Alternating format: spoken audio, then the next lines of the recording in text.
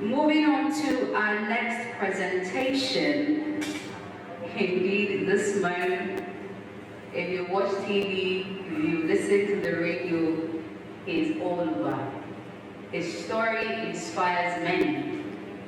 Without much ado, let me invite to the podium Honourable Francis Xavier Sosu.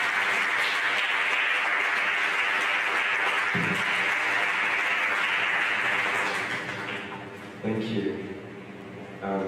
It's just quite unfortunate that I'm unable to stay throughout the program to listen to such great and inspirational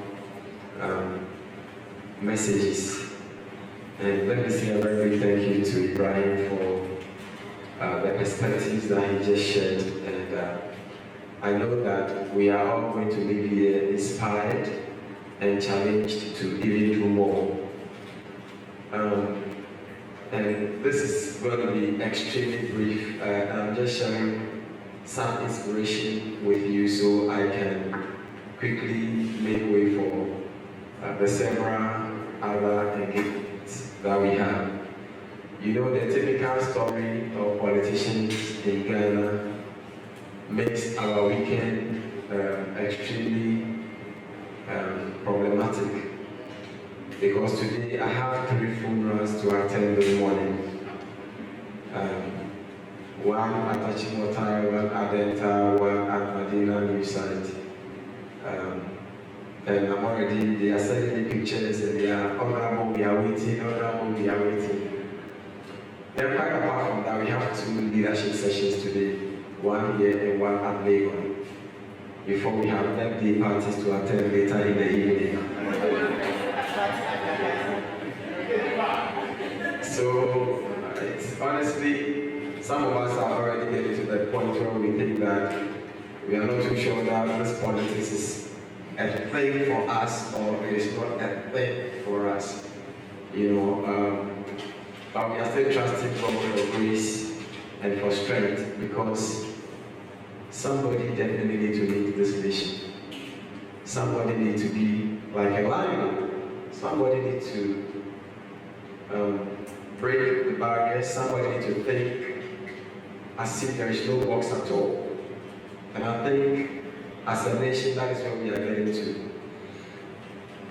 Everyone is a product of, his thoughts. And who you are today is what you've been thinking. And what you're going to be tomorrow depends on your thought pattern between now and the time that you are going to really define who you are. And that is why I would say that if you can do more than you are today, then you must know who you truly are. I think one of the reasons why most of us are average performers is because we think we are average. Many people don't think they can become very rich because they were born poor. And all their lives they see poverty all about them. You know, when they go to school and come home, they are greeted by poverty. You know, and that is why most people would not even want to go home when school is on recess. Because as soon as you get home, poverty greets you. You are welcome. I mean, when you are on campus, you get the opportunity to hang out with, nice people and you go to nice restaurants. But as soon as you get home, even the very bed you are going to sleep on reminds you of who you are. The food you eat reminds you. Because of that, some people will not even want to see their parents. Because their parents will remind them of, their poverty. All the things they don't want to think about when they get home, that is where all those thoughts will come back. So, at what point do you separate yourself from your realities? And that comes as a result of the kind of mental picture you paint for yourself. So you can be born in poverty, but you can live as a rich person. Your parents may be poor, but you can become rich. It doesn't matter whether in the family it ever happened. When I was going to do politics, everybody said it's not possible. I mean, how can they said it's not possible. It's just not possible. You can't do it. But I said it's possible. Just look at what is happening in this country, the post-COVID economy. Everyone is crying for jobs here and there. Last week I was here and I shared the story of the Maiden Job Center. In 1 year, the job center connected 3,200 young people to jobs in Medina. It is possible if you think it is.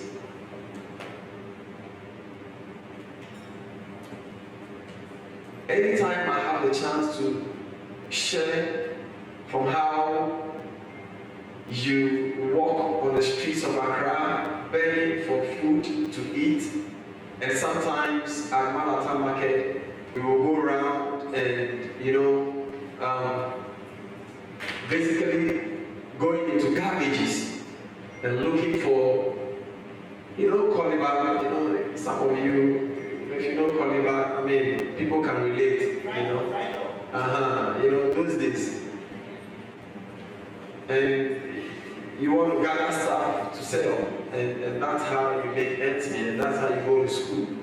So I'm saying that it is entirely possible, because when I was on the street, I lived on the street with many people whose life had no significance today. In fact, the last time during the Justice for All program, I was at some prisons, and there were people I saw in prison who lived on the street with me. So you can make a choice. So the first principle is that you must know that regardless of where you were born, there is no correlation between where you were born and where you are going. There is no correlation. Many people say that, we are a product of our society because, our parents are poor, that's how come I'm unable to make it, and, things are very difficult. Please, there is no relationship. You can break the balance. At least I have seen myself do that, and you can do that too. So, know who you are. Number 2, remember that every life of significance comes out of sacrifice. You cannot say that you want to be significant and yet you don't want to sacrifice. It won't work. So if you want easy life, then remember that the ultimate result of easy life is failure. And that is why it is easy to fail. No one will tell you that it is easy to succeed. It is not. If you want to succeed, you must go, you must sacrifice. When I got admission, when I won the parliamentary primaries to become a candidate, let me start from when. So many things have happened in my life that I've just lost count of them. Let me start from when the General Legal Council first seized my license. As a practicing lawyer. There were several strategies. I was going to fight for the license. So it was not going to be easy. What did I do? I filed 6 different cases at the same time. 2 at the High Court, 2 at the Court of Appeal, and 2 at the Supreme Court. Because I was going to fight. Well, it took just one of the cases at the High Court for me to come back to practice. And so the rest, they are still hanging in there, but once I'm back to practice, So what am I saying? I mean, and that comes out of sacrifice. It doesn't just happen. You must sacrifice something for something. And those days whilst I was in court fighting, I said, I should be doing something with my life. So I decided to apply to University of Education to do an MPhil in Human Rights, Peace and Conflict Studies. So I started working on that. At the same time fighting in court and working with the UN on an international human rights project. And then at the same time, doing politics in Medina. So it's not easy. Because so on a daily basis, you don't have time. You are just busy. Then, as soon as I won the primaries, I was able to get in 1 year time my license to go back. By that time, I had finished first year in my MPhil program. So the second year was going to be for research. So I felt once it's research, I have some space around. And now I've won primaries. And somehow I'll be going to Parliament and they have to do stuff like economics and all that. What if I use that 1 year to apply for a course in economic policy management in legal? So I applied and I got admitted. It was one of the most difficult courses I ever did in my life because I don't like mathematics. But that was, all the Lagrangians and all those, it was difficult. Very difficult. But at the end of that 1 year, only 8 of us graduated with an economic policy management, MA economic policy management, and I was one of them. My colleagues who could not graduate in 2019 graduated only this year. So it's hard work. I'm in Parliament. There's no two ways about that. But it's not just being in Parliament. Within 1 year, as a new entrant to Parliament, I introduced 4 private members' bill. It's never happened before. One on abolition of death penalty, compensations for people who are wrongfully arrested, and whatever. The third one to abolish witchcraft accusation. The fourth one to deal with all these issues of law school. And then we've been threatening about that one. They will deal with that. But the Lord is our strength. Yeah. And this year I'm introducing 4 new ones. One bill on a quota system for all persons with disability. So that if you employ more than 20 people, at least some percentage might be people with disability. It might be a law that must be implemented. So it's about making impact, and it's not easy. All these things I'm talking about, they are not easy. Look at our Best Teacher Award. A whole system that awards a car to a teacher. It's never happened in Ghana. I'm telling you. So, on top of all these things, I'm in my second year doing my PhD program at University of Ghana. Why am I saying this? I'm saying that if you want to live a life of significance, it's hard work. You see, in Ghana, people are so lazy. Very lazy.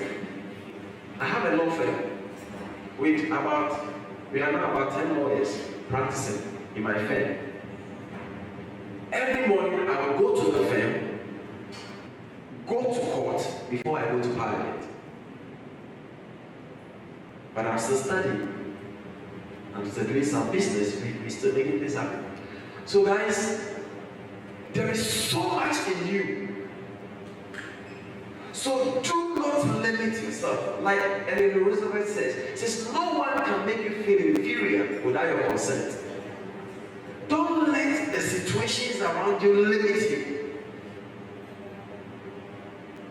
And let me dare say that your point of significance only counts when all that you do leaves impact in the life of others. That is the point of significance. So, the fact that I was once upon a time on the street and I was adopted into Village of Hope Orphanage by the help of the Churches of Christ, and then eventually becoming a lawyer and becoming a legislator means nothing. if that would not lead to transformation of other people. If that cannot impact other people, then forget it. So I want you to know that yes, you'll be made for more. You can rise in business, you can rise in service, you can rise in every aspect of your life. But rising is insignificant if it does not impact the life of other people. So I will always say that each day I do a good deed by helping those who are in need. My life on earth is but a span, and so I'll do the best I can. So every day must be a life of significance. I've told people in this country that I don't think I will last. When I say it, my wife is like, oh, don't be talking like that. It looks like you want to, are you prophesying that you are dying? I don't think I'm dying soon either. But you see, good people don't last. And I'm mindful of that. I'm mindful of the fact that I live for Christ and tomorrow I don't have tomorrow. And that's why I say what I have to say today. Because tomorrow, if I'm no more, what I said are my convictions and I stand by them. So please, our lives are made for more. It is my hope that all of us will rise as new set of people who are going to be changing the narrative in this country. Guys, look, we need to change Ghana. You see, we need to dream of a new Ghana. You see, businesses must have new direction. Leaders must have new direction. Management must have new direction. I mean, something must change in this country. And that change can only come if you and I are willing to make that happen. Thank you, and God bless you.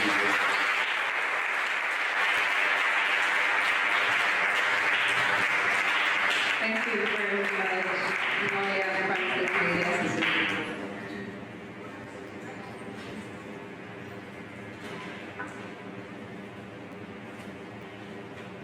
They made more incorporated have a little bit of surprise for Honourable Yan.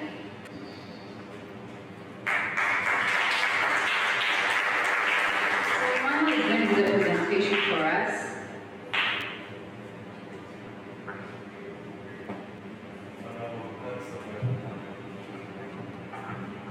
Thanks so much for coming. We can't say much, but with a little token, we say God bless you, and we look forward to hosting you some other time. God bless you.